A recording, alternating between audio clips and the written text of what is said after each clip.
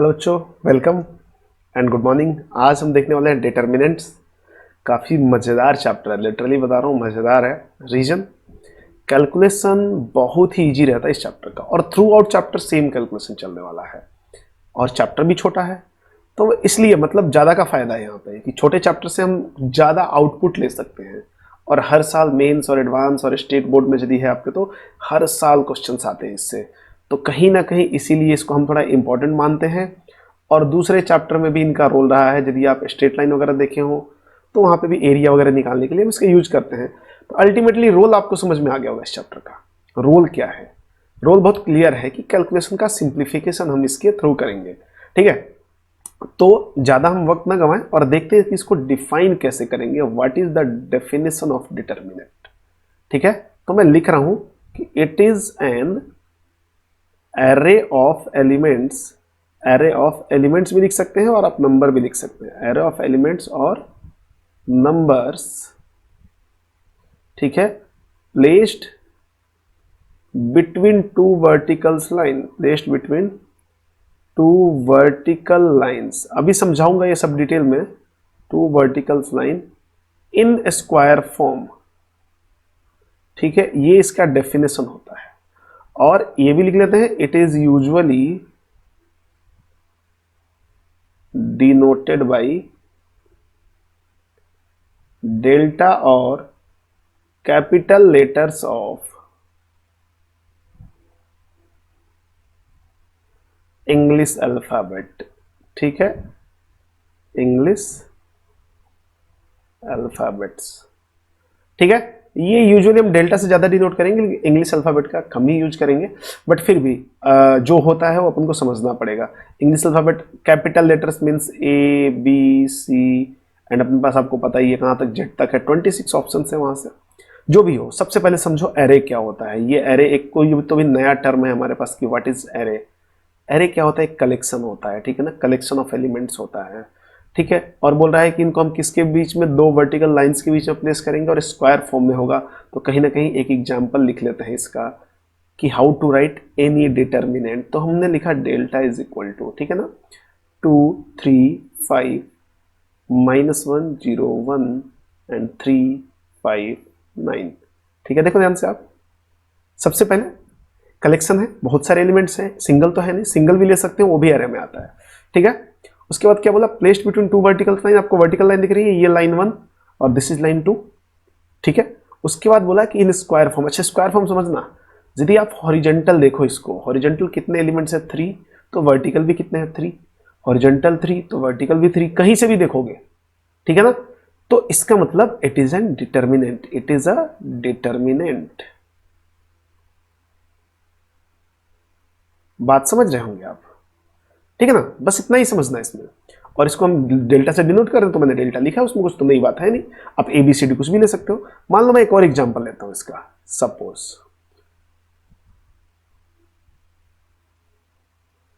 इसका क्या हाल है? ये डिटर्मिनेंट है क्या? बिल्कुल नहीं है। क्यों? क्यों? देखो ना, नंबर ऑफ रोज और सॉरी नंबर ऑफ एलिमेंट, इधर आप देखो हॉरिजॉन्टली देखो और वर्टिकली देखो। अभी रो और कॉलम में नहीं जाएंगे, अभी थोड़ी देर बाद वही पढ़ने वाले हैं। ठीक है, आप इधर से देखो, हॉरिजॉन्टल में 3 एलिमेंट्स लिखे हुए, वर्टिकली 2 ही एलिमेंट लिखे हुए, दैट्स वाई ये नहीं है। क्या मैं इसकी बात कर सकता हूं क्या? ये है क्या? यस, बिल्कुल है। देखो ना, क्यों? दो इधर भी, दो इधर भी, दो हॉरिजॉन्टल, दो वर्टिकल, बस यही चेक करना है, कुछ नहीं है। और एक डेल्टा ले लो। अब मैं पहले भी आपको बोला था कि इसमें हम नंबर्स भी लिख सकते हैं और कुछ एलिमेंट्स भी लिख सकते हैं। लिखा है ना यहाँ पे, नंबर्स भी ले सकते हैं और एलिमेंट्स भी ले सकते हैं। तो ये बिल्कुल नहीं सोचना कि कोई नंबर्स ही लेंगे हमेशा।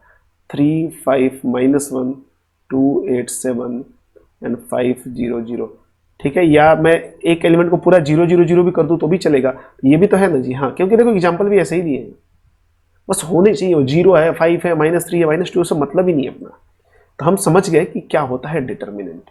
समझ गए? अब बात को समझना बहुत जरूरी है इस चैप्टर में। ठीक है, अब आगे देखते हैं कि और इसमें क्या क्या है। तो मैं कुछ नोट्स लेता हूं। ठीक है, मतलब इसके की पॉइंट, फीचर्स आप बोल सकते हैं कि इस चैप्टर की ये फीचर्स ही है। नोट नंबर 1, ठीक है, इट इज नथिंग बट, ये ध्यान से देखना, it is nothing but it is a number. समझना, ये कुछ ऐसा अजीब सा बनाऊंगा तो ये मत समझो भौकाल है, कुछ नहीं है, ये नंबर है एक।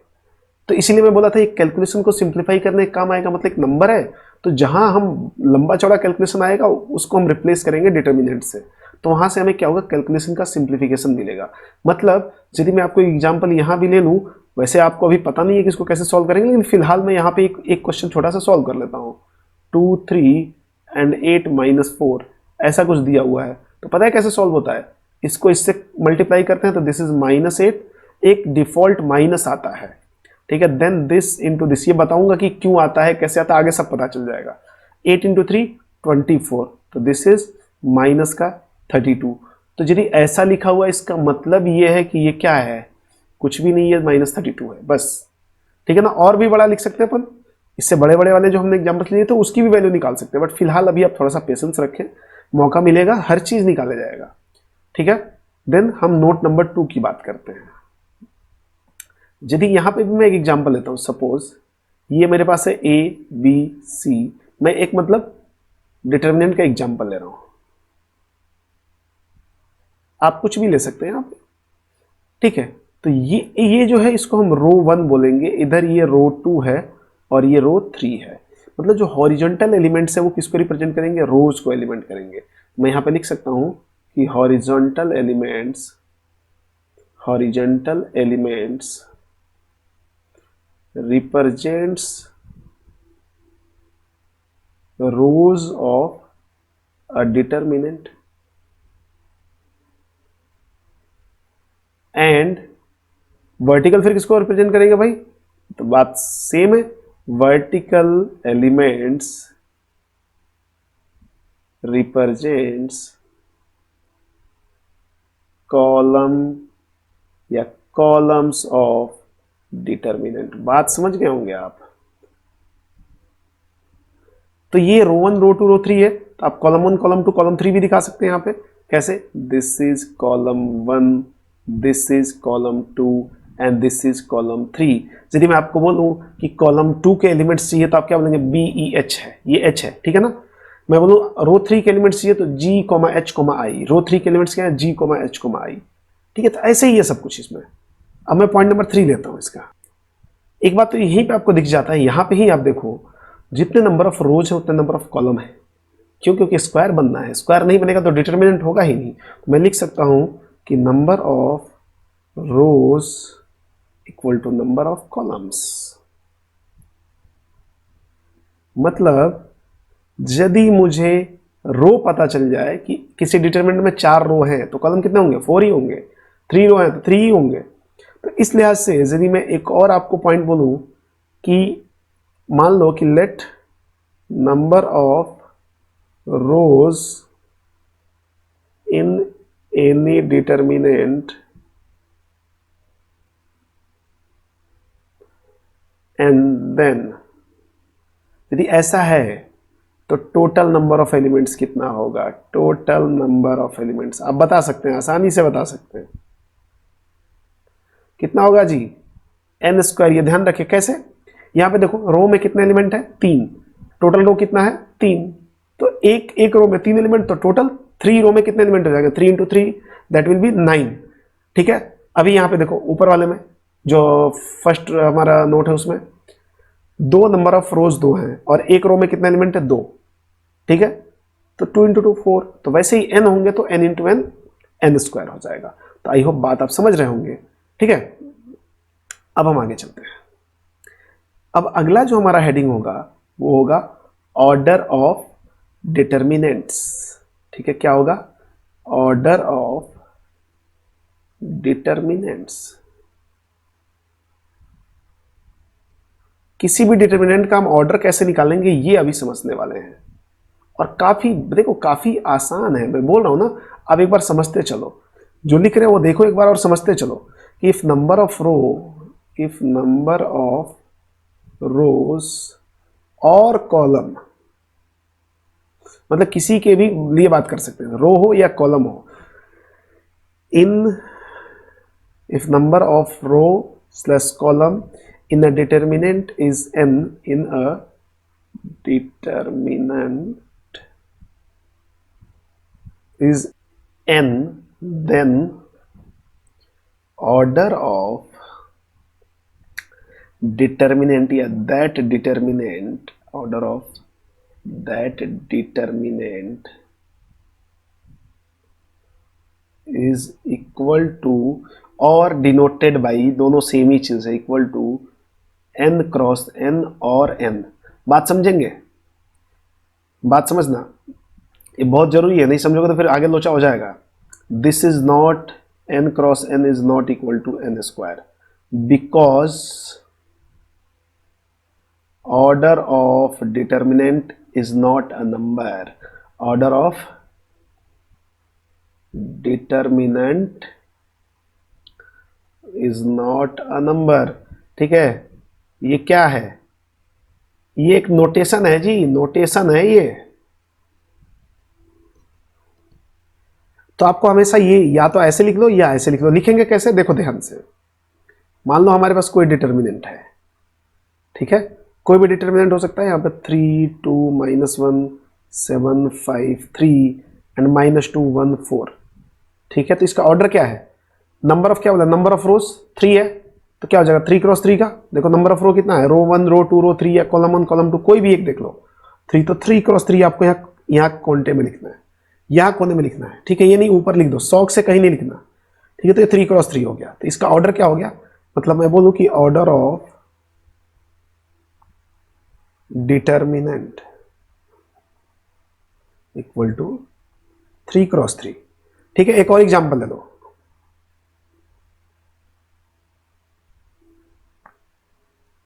ये क्या है? 2 क्रॉस 2। एक और ले लिया, ऐसा लिखा है, तो ये क्या है? 1 क्रॉस 1। एक और ले लो,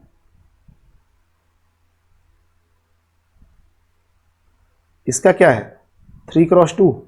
हाँ, ये गड़बड़ है, ये डिटर्मिनेंट ही नहीं है। डिटर्मिनेंट होगा ही नहीं तो ऑर्डर कहां से निकालोगे आप? ये बात ध्यान रखें आप। तो बेसिक जो चीजें हैं वो आपको क्लियर होनी चाहिए। बेसिक्स में यदि आप गड़बड़ करते हैं तो बहुत ही बुरा, मतलब क्या यार, अब डिटर्मिनेंट तो पता होना चाहिए ना यार, अब कैसे बोलेंगे इसको? ठीक है, तो ये डिटर्मिनेंट है ही नहीं तो ऑर्डर कहां से हम डिफाइन करेंगे? तो ऑर्डर डज नॉट एग्जिस्ट। ठीक है, ये डिफाइन ही नहीं होगा ऑर्डर इसका। क्यों? क्योंकि ये डिटर्मिनेंट ही नहीं है। ठीक है, तो आई होप यहां तक समझे होंगे। तो आगे चलते हैं। तो जो नेक्स्ट हेडिंग हमारा वो है रिप्रेजेंटेशन ऑफ एलिमेंट्स। किसके एलिमेंट्स की बात कर रहे हैं जी? डिटर्मिनेंट की बात कर रहे हैं। तो यहां पे मैं नहीं लिख रहा हूं कि फॉर अ डिटर्मिनेंट और इन अ डिटर्मिनेंट। ठीक है, तो कोई भी डिटर्मिनेंट यदि अपन लिखते हैं तो उसके हम एलिमेंट्स को ऐसे लिखते हैं ए आई जे, और यहां क्या होता है? ऑर्डर होता है। ठीक है, अभी थोड़ी देर के लिए मैं ऑर्डर लिख देता हूं और n क्रॉस n लिख देता, जो भी है। ठीक है ना? अब क्या होता है? वेयर आई क्या है जी? आई इट रिप्रेजेंट रोथ नंबर या rows number and J represent columns number. मतलब क्या हुआ? मतलब ये हुआ, ध्यान से देखो, मतलब ही तो समझना है। यदि मेरे पास कुछ ऐसा लिखा हुआ है 3 2 -1 1 5 0 7 8 9, अब मैं यहां पे मैं बोलूं कि ए आई जे वाले फॉर्म में मैं बोलूं A11 कितना है, मतलब आई रिप्रेजेंट रोज नंबर, मतलब row number 1 and column number 1 का एलिमेंट चाहिए। ध्यान से देखना, आपको A11 का मतलब रो नंबर 1 और कॉलम नंबर 1 का एलिमेंट। तो रो नंबर 1 तो ये रहा हमारे पास, this is row number 1 and this is column number 1। तो ऐसा एलिमेंट चाहिए जो रो नंबर 1 को भी एग्जिस्ट कर रहा है, रो नंबर और कॉलम नंबर 1 को भी। तो क्या है वो? ध्यान से देखो आप, 3 तो है, तो आंसर क्या हो जाएगा? 3। अब मैं बोलूं A12 चाहिए, तो मतलब रो 1 का और सेकंड कॉलम का, तो रो 1 और सेकंड कॉलम का एलिमेंट क्या हो जाएगा? 2 हो जाएगा। ध्यान से देखो बाबू, 2 हो जाएगा। A13 कितना हो जाएगा? अब तो आप समझ गए होंगे। ऐसे ही मैं बोलूं कि A21 कितना होगा? A21 कितना हो जाएगा? 1 हो जाएगा। A21 1 होगा कि नहीं? सेकंड रो, तो ये रहा ना सेकंड रो, रो 2 है ये और ये रो 3 है। This is column number 2 and this is column number 3। जिस रो और जिस कॉलम की हम बात कर रहे हैं केवल उसी की बात करेंगे। तो यहाँ पे A22 की बात करूं, A22 मतलब सेकंड रो सेकंड कॉलम, ये रहा सेकंड रो सेकंड कॉलम 5 है ना। और A23, अब तो आप मास्टर हो गए होंगे जी, ये क्या हो जाएगा 0।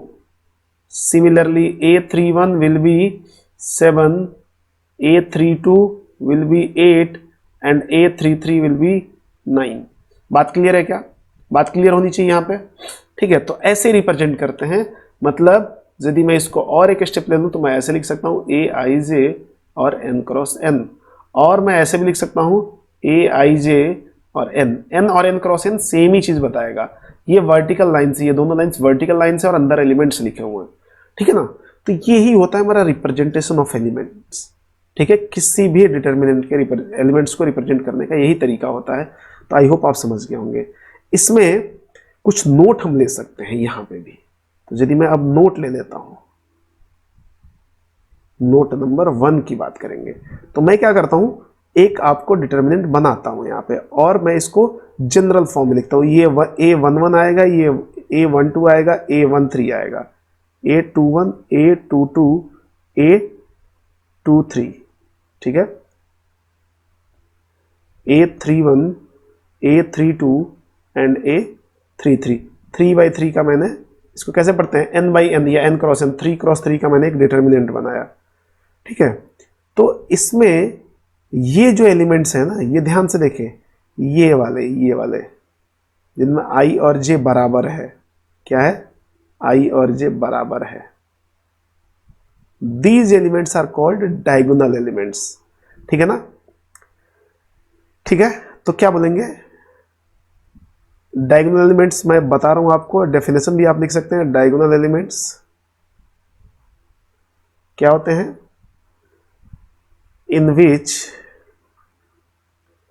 i इक्वल टू j और ai और aj, ठीक है। तो ये डायगोनल एलिमेंट्स होते हैं। तो कोई बोला कि सर ये A31, A22, A13 these are not diagonal elements. मैं क्लियरली बता रहा हूं आपको, ध्यान से देखें, ये डायगोनल्स में नहीं आएंगे। यहाँ पे ये कोई देखो, ये कोई ज्योमेट्री नहीं चल रहा है कि यहाँ पे दो दो डायगोनल्स आएंगे। यहाँ पे कुछ रिप्रेजेंटेशन के तरीके होते हैं, ठीक है ना। मतलब मैं यदि इसका एग्जाम्पल दूं तो एग्जाम्पल में दे सकता हूँ क्या, A11, A22, A33 और आगे जाओगे तो A44, A55 अप टू ऐसे ही जाते रहो, ठीक है ना। मतलब जो यहाँ पे रो होगा वही कॉलम होगा, जो रो होगा वही कॉलम होगा। क्या इसमें वो काम हो रहा है क्या, A31 में, A22 में तो हो जाएगा, A13 में जो रो है वो कॉलम है क्या, जी नहीं। तो ये डायगोनल्स में नहीं है, ठीक है। तो मैं यहां से भी एक बात और बोल सकता हूं, नोट नंबर 1 को एक्सटेंड कर लो, या नोट नंबर 2 बोल सकता हूं कि इफ मतलब एक लाइन में खींच लेता हूं, if we represent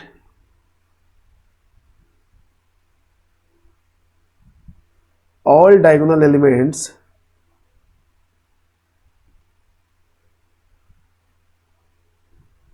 in a line, then that line is called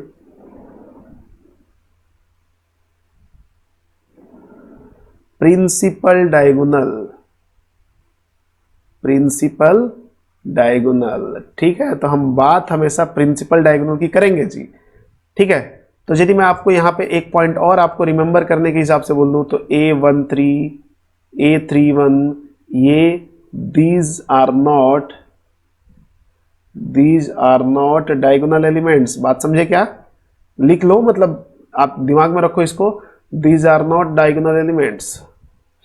तो याद तो क्या करना है इसमें, तो अभी तक तो कुछ याद करने का इस टाइप का आया नहीं, ठीक है। अब जबरदस्ती का कोई कुछ करना चाहे तो अलग बात है। अब मैं नोट नंबर 3 की बात करता हूं, ये सब नोट चल रहे हैं तो मैं इसके पहले n लगा देता हूं। अब क्या नोट नंबर 3 क्या बोल रहा है कि Aij एंड Aj, मतलब मैं Ij और Ji को इंटरचेंज कर दूं। मतलब यदि मैं A12 की बात करूं और A21 की बात करूं तो are called conjugate elements, are called conjugate elements, ठीक है। और इनकी खासियत भी होती है कुछ, and these are symmetrically placed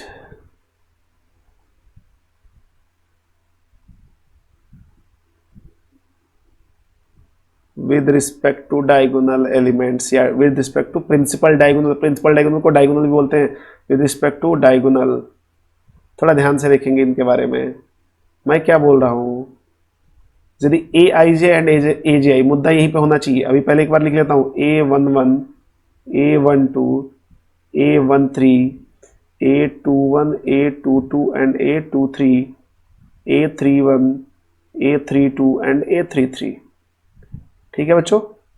अब देखो, अब मैं क्या करता हूं, एक लाइन मिला देता हूं यहां पे। ये देखो, ये एक मैंने लाइन मिला दी है। ये क्या है, हमारी डायगोनल है। प्रिंसिपल डायगोनल बोलो या डायगोनल बोलो, बात सेम है। अब ए आई जे मतलब यदि मैं बात कर रहा हूं A12 एंड A21, देखो तो A12 एंड A21 यही होगा ना। इसमें I1 है, J2 है, दूसरे में उल्टा। तो ये क्या होंगे, ये देखो मैं एक साथ बना रहा हूं, ये जो है और ये जो एक कॉन्जुगेट एलिमेंट्स है, ये दोनों कॉन्जुगेट एलिमेंट है। और देखो सिमेट्रिकली प्लेस्ड है, किसके, डायगोनल के, मतलब डायगोनल के उधर जैसा है वैसा ही इधर है। अब बात करते हैं इसका A31, ठीक है। जो जैसा कॉन्जुगेट है मैं उनके लिए अलग अलग शेप दे रहा हूं, ठीक है। मैं स्क्वायर शेप में, सॉरी रेक्टेंगुलर शेप में इसको दे रहा हूं। ये भी देखो तो सिमेट्रिक है क्या, डायगोनल के बिल्कुल है। अब इसकी बात करते हैं, ठीक है। A23 एंड A32, इसका भी तो वही है हिसाब किताब। तो यही तो बोल रहा है कि these elements are called conjugate elements, ठीक है। एंड और ये इनके साथ क्या है, इनकी कुछ स्पेशलिटी है कि ये डायगोनल से। तो किसी ने बोला कि सर A11 का क्या हाल है, A11 क्या ये सिमेट्रिक एलिमेंट्स है क्या। हमने बोला यार इसका उल्टा सीधा एक जैसा होता है ना, तो इसमें सिमेट्री की कोई बात ही नहीं आती। A11, A22 और A33 और A44 ऐसे ही जाओ, तो इनमें सिमेट्रिसिटी की कोई जरूरत ही नहीं है, क्योंकि उल्टा सीधा एक ही जैसे हैं। 1 और 1 को चेंज करके क्या मिल जाएगा आपको। तो मैं एक और एग्जांपल लेता हूं यहाँ पे डेल्टा, और आप बताएंगे कि इसमें सिमेट्रिक एलिमेंट्स कौन कौन से हैं। 1, 5, 9, 0, 3, 2 एंड 7, 8, 5। तो यहाँ पे मैं बोल सकता हूँ कि 5 and 0 are symmetric, sorry conjugate element, symmetric नहीं बोल रहा था मैं। 5 and 0 are conjugate to each other, conjugate to each other, ठीक है, या कॉन्जुगेट एलिमेंट्स। और क्या क्या हो सकते हैं कॉन्जुगेट एलिमेंट्स, 9 एंड 7, 9 एंड 7। और क्या क्या हो सकता है, 2 एंड 8। तो ये हमारे कॉन्जुगेट एलिमेंट्स हैं, ठीक है। तो आई होप आप बात को समझ गए होंगे कि हम कैसे कैसे कॉन्जुगेट एलिमेंट्स को रिप्रेजेंट कर रहे हैं, ठीक है। ठीक है, तो अब हम देखने वाले हैं माइनर, ठीक है ना। ये क्या है, माइनर और मेजर भी है क्या, इसमें ऐसा कुछ नहीं है, केवल माइनर है, ठीक है ना, मेजर वजर नहीं है इधर, ठीक है। तो माइनर क्या होता है, ये एक डिटर्मिनेंट के लिए हम एलिमेंट के रिस्पेक्ट में एक छोटा डिटर्मिनेंट निकालते हैं। बात समझे, थोड़ा सा डेफिनेशन वगैरह के बाद आपको क्लियरली समझ में आ जाएगा कि इसको हम कैसे डिनोट करते हैं। डिनोटेड बाई एम आई जे।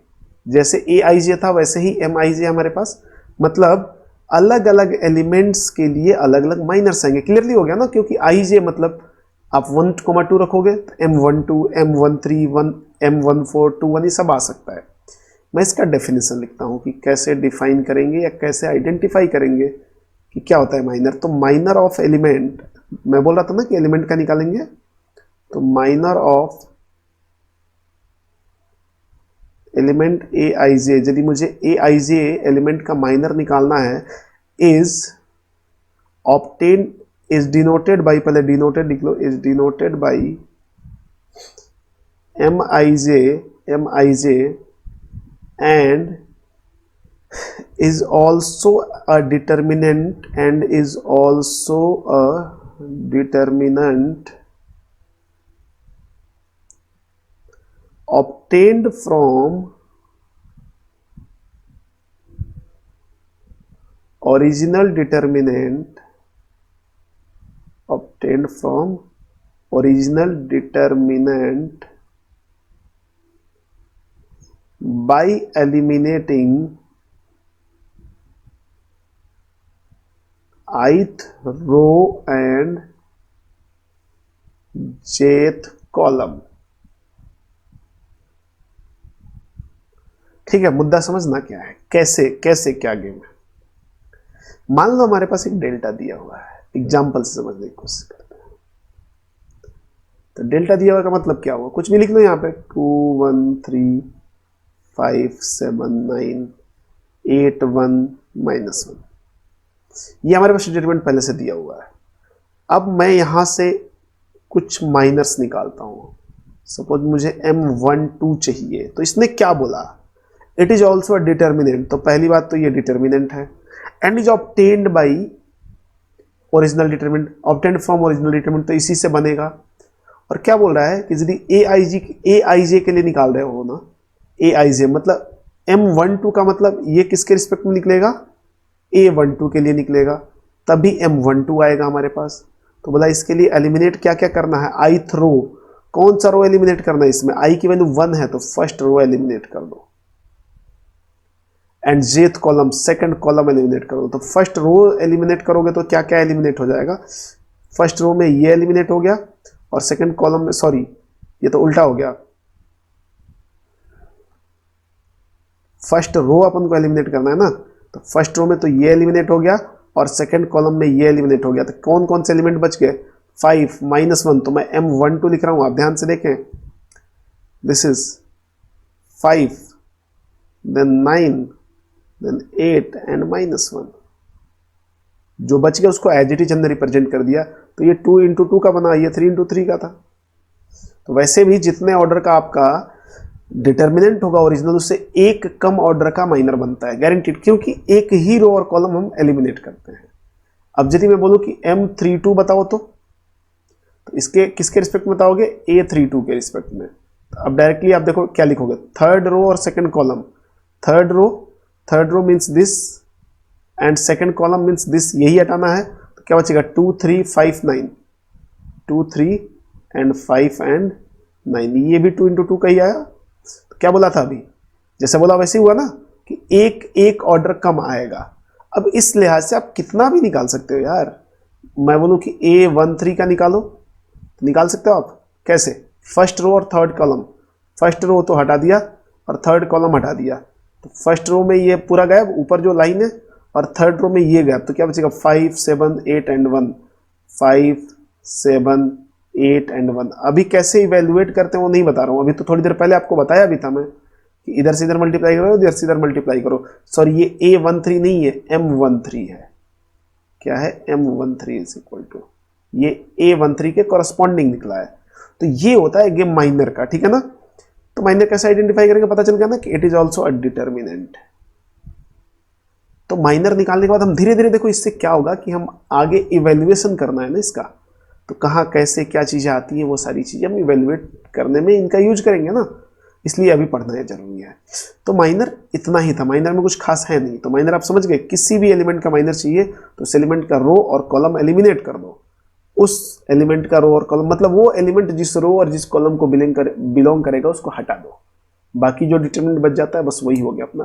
तो ये तो बहुत ईजी है यार, ठीक है। तो आगे चलते हैं, आगे हम देखते हैं कोफैक्टर्स। अगला हेडिंग हमारा है कोफैक्टर्स, ठीक है। अब देखो ना कोफैक्टर में क्या क्या है। सबसे पहले देखो, क्या मैं पहले आपको लिख देता हूं फिर समझा देता हूं। Cofactor of an element, cofactor of an element is denoted by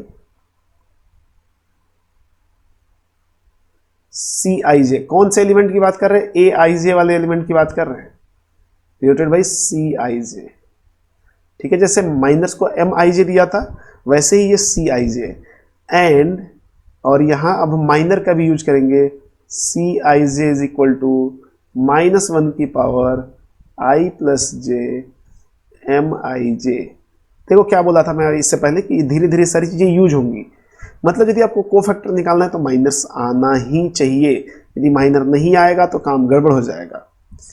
अब मैं फिर से एक नया एग्जांपल लेता हूं और एग्जांपल के थ्रू हम कोफैक्टर निकालते हैं। सपोज हमारे पास डेल्टा है 1 8 2 -3 4 7 0 5 2, ठीक है। अब मैं यहां से मुझे चाहिए C13, तो सबसे पहले -1 की पावर आई प्लस जे मतलब 1+3 और एक डिटर्मिनेंट बनाओ, ठीक है। डिटर्मिनेंट बनाओ, इसमें क्या लिखेंगे M13 है, ये कौन सा है M13 का मतलब एलिमेंट जो भी है A13 उसके कॉरस्पॉन्डिंग आएगा। तो वो कौन सा एलिमेंट है, फर्स्ट रो और थर्ड कॉलम, फर्स्ट रो और थर्ड कॉलम ये वाला है।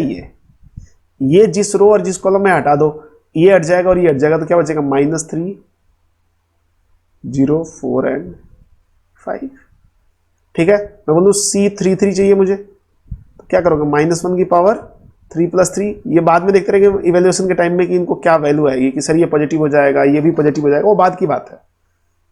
तो अभी कौन सा एलिमेंट हमारे पास है C33। अब इसके लिए मुझे यहाँ पे माइनर लिखना है, तो C33 को मैं मार्क करता हूँ, ये रहा C33 हमारा। तो इसके कॉरस्पॉन्डिंग रो और कॉलम हटा दो, तो रो और कॉलम हटाओगे तो कॉलम में तो ये गायब और रो में ये गायब, तो क्या बचेगा 1 -3 एंड 8 एंड 4 बच रहा है कि नहीं। तो ऐसे हो जाएगा ना।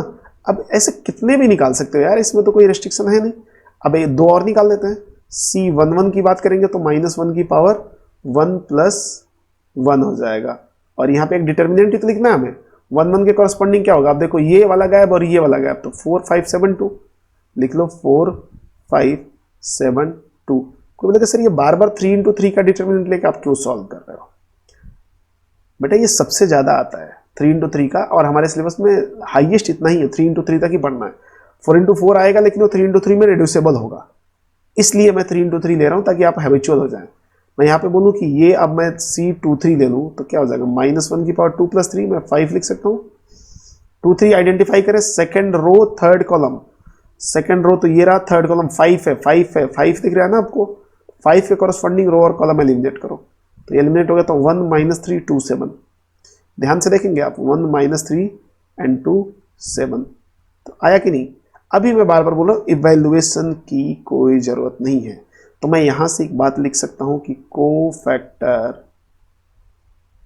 Is also a determinant. ये भी तो डिटर्मिनेंट ही है, क्या बोलते हैं, है कि नहीं। जैसे माइनर भी एक डिटर्मिनेंट था, वैसे कोफैक्टर भी क्या अपने आप में एक डिटर्मिनेंट ही है, बस वो माइनर के अकॉर्डिंग इसमें प्लस माइनस आता रहेगा।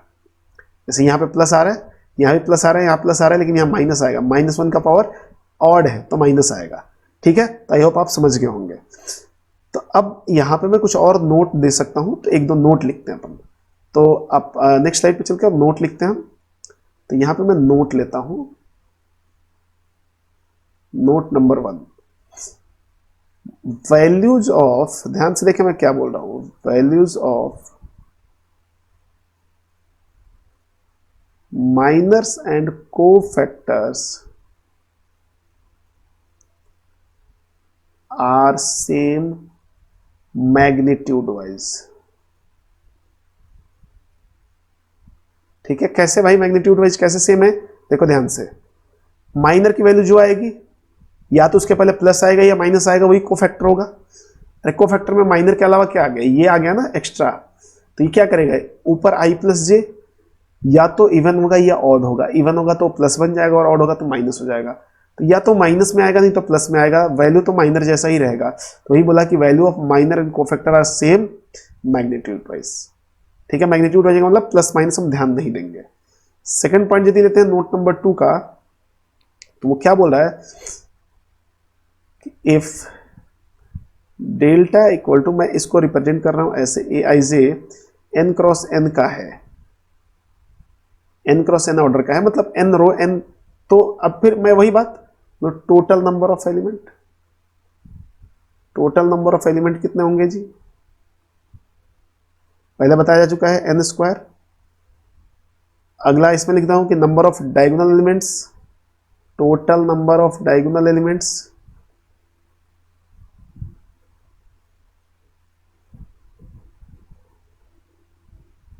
यदि n रो है तो total number of diagonal elements कितना आएगा, n आएगा।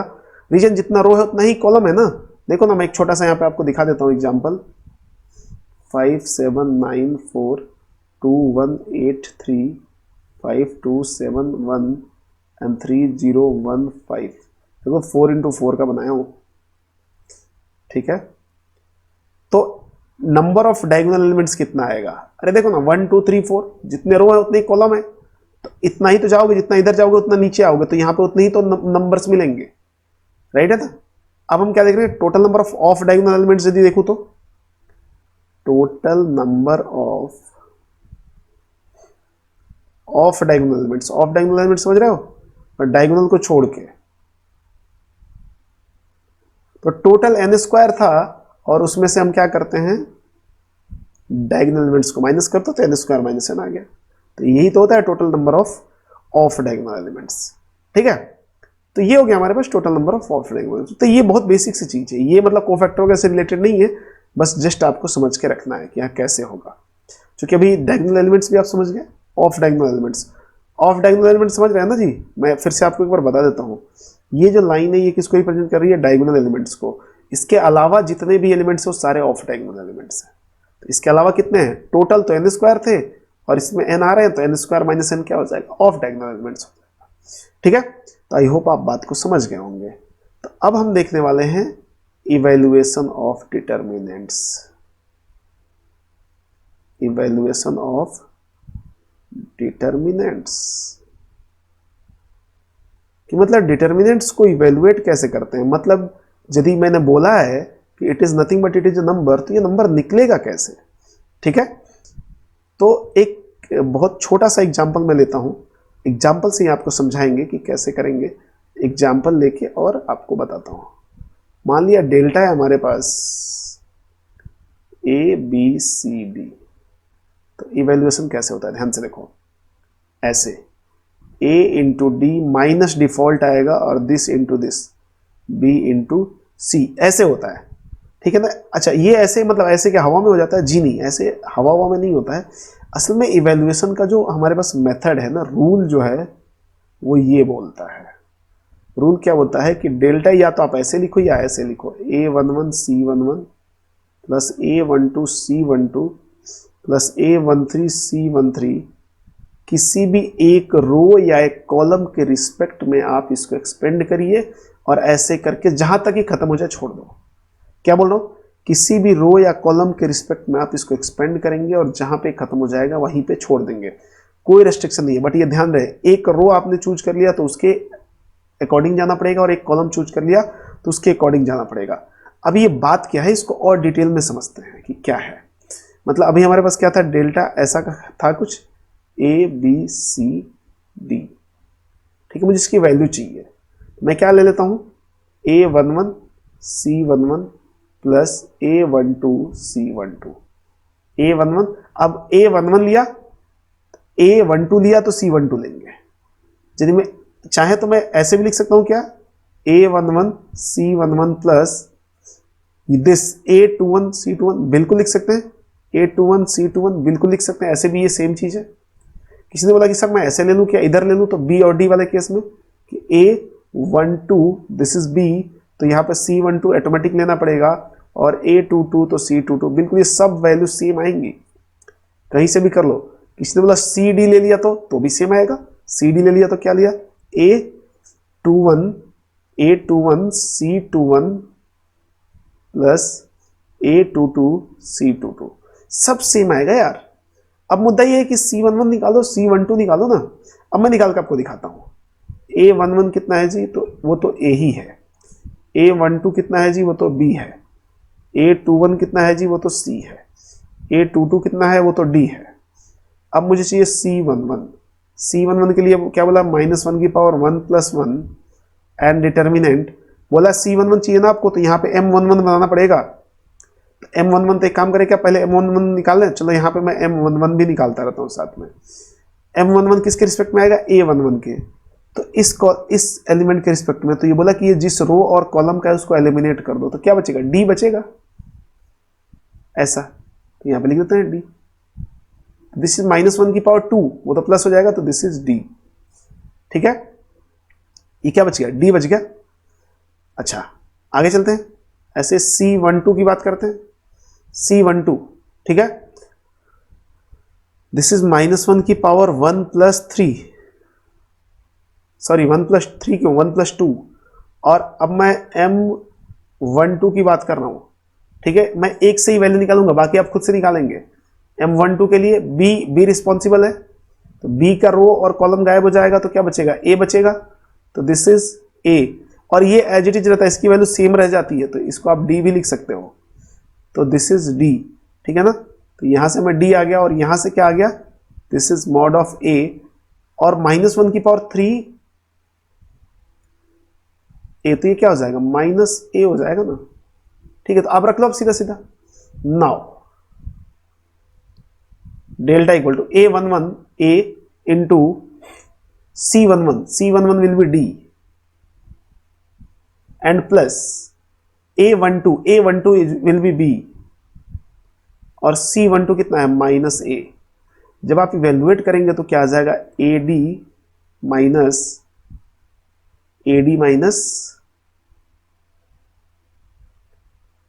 AB। ठीक है, हम किसका, C12 चाहिए ना यार, C12। तो कहीं गड़बड़ हो गया क्या, देखो तो C12 ये तो ठीक है, C12 के केस में हम 12 B की बात करेंगे, तो ये गायब ये गायब, अरे C बचेगा नहीं, ये तो C आना था, तो हमने यहां पे मिस्टेक कर दिया था। ठीक है, ये मिस्टेक होने की वजह से पूरा गेम खराब हो गया, तो अभी ये गड़बड़ और ये गड़बड़। ठीक है, बस एक सेकंड हो गया, राइट हो गया।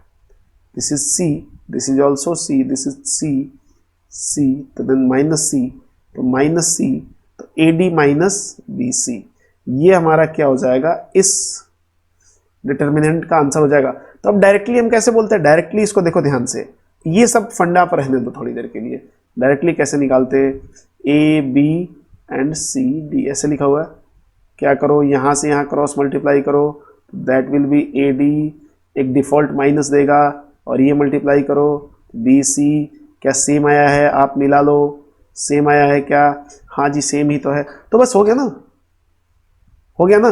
तो मैं यदि आपको एक एग्जांपल दूं, यहां से एग्जांपल मैं लूं, और ये पहले ही बताया था अभी थोड़ी देर पहले कि एक डेल्टा हमारे पास मान लो 3820, इसकी वैल्यू बताओ, इसकी वैल्यू आपको बतानी है, बता सकते हैं क्या आप, बिल्कुल 3 into 0 0 minus 8 into 16, this is -16, तो ये -16 लिखा हुआ है।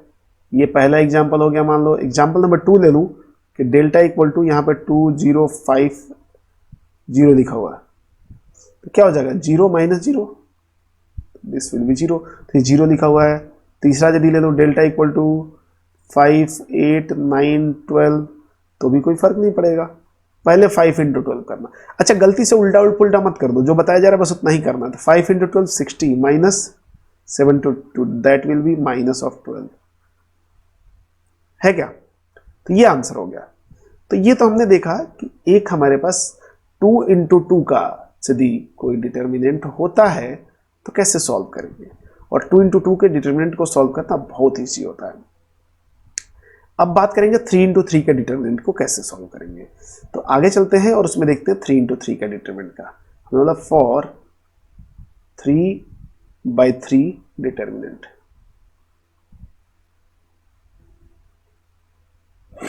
मान लिया हमारे पास एक 3/3 का डिटर्मिनेंट है कुछ तो भी, और एक जनरल ले लो ABC DEF एंड GHI, तो पूरा वही गेम रहेगा। ठीक है, क्या करेंगे, A11 C11 plus A12 C12 plus A13 C13। अब मैं यहाँ पे अब बाकी सारे नहीं लिखने वाले, बाकी आप खुद से ले सकते हो, यूजुअली ऐसे ही ओपन करते हैं। ठीक है, चाहे कैसे भी, अभी धीरे धीरे प्रैक्टिस में आ जाएगा तो ओपन होना शुरू हो जाएगा। आप यदि मैं अब C11 चाहिए, C12 चाहिए, C13 चाहिए, इसके लिए मुझे M11 M12 M13 भी चाहिए, मैं पहले आइडेंटिफाई करता हूं उनको। नाउ M11 की बात करते हैं।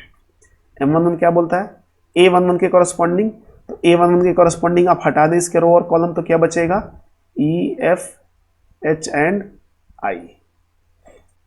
M12 चाहिए मुझे, तो A12 के हिसाब से तो B के रिस्पेक्ट में रो और कॉलम हटाएं, तो ये हट जाएगा, ये हट जाएगा, तो क्या बचेगा, DFGI एंड I। ठीक है, M13 के लिए क्या करेंगे आप, A13 के लिए मतलब C के रिस्पेक्ट में रो और कॉलम को एलिमिनेट कर दो, तो DEGH। D E G and H, ये हो गया आपका। नाउ C11 मतलब -1 की पावर 1 + 1 2 एंड M11, ठीक है। देखो तो मैं यहाँ पे आप M11 ही लिख देता हूं, ठीक है। तो दिस इज M11, तो दैट विल -1 पावर 2, वो तो +1 हो जाएगा, और +1 इंटू एनीथिंग वो तो एज इट इज रह जाएगा, तो ये M11 ही आ जाएगा। This is EF and HI। ऐसे C12 की बात करें तो -1 की पावर 1 + 2 M12, -1 की पावर 3 तो निगेटिव आ जाएगा, निगेटिव के साथ ये रहेगा, और this is DF G and I। And C13 में क्या हो जाएगा, -1 की पावर 1 + 3 M13, तो मैं यहां से यदि C13 लिखूं आपके लिए, -1 की पावर 4 + 1, तो M13 आ जाएगा एज इट इज, और M13 क्या होता है, DE एंड GH। अब ये सब आ गया मेरे पास, और लगे हाथ में आपको A11 क्या है, हमारे पास A है, A12 क्या है, B है, और A13 क्या है, C है। मुझे डेल्टा चाहिए, डेल्टा की वैल्यू चाहिए, डिटर्मिनेंट की वैल्यू चाहिए। तो क्या बोला था, A11 मतलब A इंटू M11, M11 क्या आ गया, सॉरी C11 क्या आ गया, EFHI लिख लो आप, क्या है, EF and I plus A12 वो हमारे पास B है, और यहां पे कुछ तो भी आया है, देखो ध्यान से, C12 चाहिए, C12 ये रहा, ये आया है, माइनस है DFGI, माइनस के साथ DFGI, माइनस भी है हमारे पास, तो ठीक है हम माइनस ले लेते हैं, यहां पे -1 लिख लेते हैं, DFGI देन प्लस C, और हमें C13 चाहिए, C13 कितना आया है, ये DEGH, क्या आया, DEGH। तो अल्टीमेटली ये क्या हो जाएगा, A इंटू, अब इसको भी तो ओपन कर सकते हैं, अभी तो सीखा हमने 2 × 2 को कैसे, EI - HF, EI - HF, और दिस इज -B, क्यों माइनस की वजह से यहां पे, और दिस इज DI - GF, और plus C into DH - GE। अब आप इसको इवेल्युएट कर लें, यही हमें दे देगा डेल्टा, ठीक है। बट क्या बार बार ऐसे करते रहेंगे, जी नहीं। देखो अब इसको भी कैसे करेंगे, जैसे 2 × 2 के लिए मैंने बताया शॉर्टकट, वो शॉर्टकट नहीं मेथड ही है, उसको बस समझाने का तरीका चेंज हो जाता है। अब देखो, अब कोई एक तो भी एग्जाम्पल लो आप, ठीक है, 3 × 3 का लेते हैं, 210 -5 3 5, 5 है जी, थोड़ा सा स्टाइलिश है, देखें ध्यान से, एंड 7 1 -1, इसकी वैल्यू निकालनी है। तो क्या करो आप फटाफट, सबसे पहले 2 ले लो, ठीक है, देखो 2 ले लो, वो सब कुछ वही है जो अभी बता रहा हूं, वो जो मेथड बताया वही है। 2 ले लिया, 2 के करस्पॉन्डिंग रो और कॉलम हटा दो, हटा दिया, तो क्या बचा, बस ये बचा। अब इसमें क्रॉस मल्टीप्लाई करो, 3 × -1 -3, माइनस डिफॉल्ट आएगा, 1 × 5 -5, 1 आना है ऑटोमेटिक माइनस, एक पहला प्लस दूसरा माइनस, 1 ले लिया, 1 क्या आ गया, 1 के कॉरस्पॉन्डिंग रो और कॉलम हटा दें, 1 के कॉरस्पॉन्डिंग रो और कॉलम हट गए। फिर -5 × -1 5, ऑटोमेटिक एक माइनस आएगा, 7 × 5 35, और अगला 0 इंटू, अब यहां पे तो एनीथिंग 0 ही आएगा, तो ये क्या हो जाएगा, -5 × -8 × 2 -16, और +30, तो दैट विल बी 14 हमारा आंसर आया। किसी ने बोला कि सर ये तो इसको लेके हमने किया ना, यदि कोई और लेके करेंगे तो भी यही आएगा। देखो और भी करते हैं, इधर से करते, इधर से कर लो या बीच से कर लो, जैसे इधर से कर लो, 2 लिया तो ये तो पहला तो फिक्स ही है, कहीं से भी 2 लोगे। दूसरे में क्या करना है, माइनस ऑटोमेटिक लेना है, और एक -5 बाहर आ गया, ये इसके कॉरस्पॉन्डिंग रो और कॉलम को गायब कर दो, ये और ये गायब हो गया, तो क्या बचा, 1 0 1 -1, 1 × -1 -1, माइनस 1 × 0 0। अब क्या करेंगे, 7 लेंगे, 7 के कॉरस्पॉन्डिंग रो एंड एलिमेंट्स गायब हो गए, दिस इज 1 × 5 5 -0, दिस इज 5 -0। अब देखो यहां से क्या आ रहा है, this is -16, minus minus plus 5 × -1 -5 and plus 35, तो ये क्या हो जाएगा, प्लस का 30 हो जाएगा, और -16 14, ये आ गया आंसर। इसने बोला कि मुझे कुछ और लेना है, आपने इधर से लिया, मैं इधर से लूंगा 0 5 -1 से। ये एक और देख लो, 0 बाहर लेंगे, यहां कुछ भी लफड़ाएगा कोई फर्क नहीं पड़ता। फिर अगेन -5 लेना पड़ेगा आपको, ठीक है, -5। तो 5 के कॉरस्पॉन्डिंग रो और कॉलम हटा दो, तो 2 × 1 -7 × 1, 2 × 1 मतलब 2 - 7, ठीक है। उसके बाद -1 लिया, तो अब इसमें प्लस लेंगे, पहला प्लस, दूसरा माइनस, तीसरा प्लस, ठीक है। अब देखो क्या हुआ, -1 लिया तो इसके कॉरस्पॉन्डिंग रो और कॉलम हटा दिया, तो 6 और माइनस ऑफ -5, 6 और माइनस ऑफ -5 +5, ये कितना हो जाएगा देखो, ये ऑलरेडी -5 × -5 +5 तो 25 और -11 दैट विल बी 14। अरे देखो ना, तीनों से सेम आंसर आया भाई,